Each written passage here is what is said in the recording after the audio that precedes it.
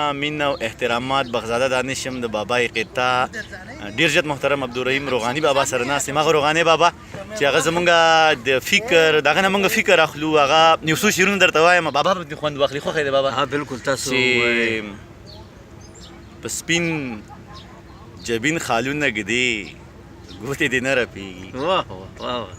په سپین جبین خالونه ږدي ګوتې دې نه رپېږي، او زما په زړه داغونه ږدي ګوتې دې نه رپېږي.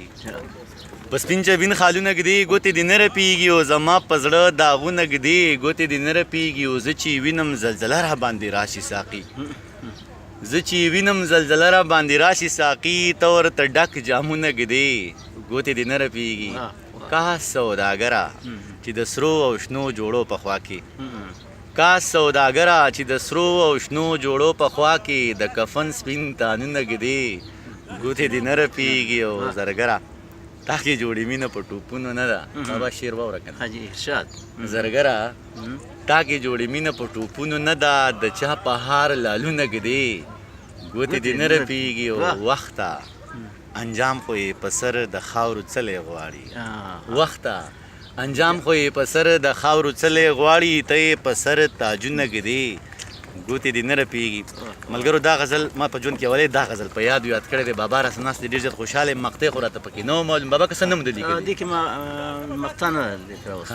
بابا ستاسو نه مخکې که مې لږ ښه نه وي ویلې د هغې به بخښنه وغواړم. ډېر ښکلی دې ووایې او زه به ته یو خطه ووایم او ما چې تاسو راته خطه ووایئ. څومره چې کېږي درنه راشه ترې خوندونه واخله، واه څومره چې کېږي درنه راشه ترې خوندونه واخله، مدام به نه وي دا ښارونه بازارونه ګورې، واه او د سکنډۍ ستنې ټک ټک وړوکی څیز مه ګڼه، واه د ژوند په ونه دي د تبر ګزارونه. واه واه واه واه ډېر ښه شعر دی بابا، دا ډېر ښه. بابا یو قطعه راته بله مو وایي، ځکه چې داسې موقع ما ته په اول ځل میلاو چې دا وخت مینوالو په قطر کې او په دا بنانا آیلینډ دی که نه، بنانا آیلینډ دی، په هغې کې یو او موقع میلاو چې د بابا سره د ناست دی، نو قطعه دوه پتې نورې مو اورو.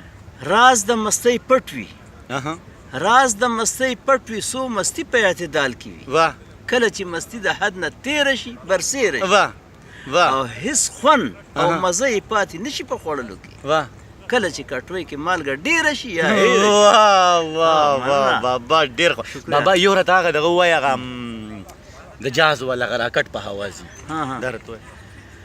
د ژوندو خلکو جاز جټ په هوا ځي، واه د ژوندو خلکو جاز جټ په هوا ځي، مونږ مړه یو زمونږ کټ په هوا ځي. واه واه واه او اوس په څه کړې ای اشنا د ساینس دشمنه، واه واه اوس په څه کړې ای ملا د ساینس دشمنه، چې په سټ د پاس راکټ په هوا ځي. واه واه ډېر ښه بابا، الله دې راته بابا ټول عمر ژوندی لره او الله دې له عمر درکړي.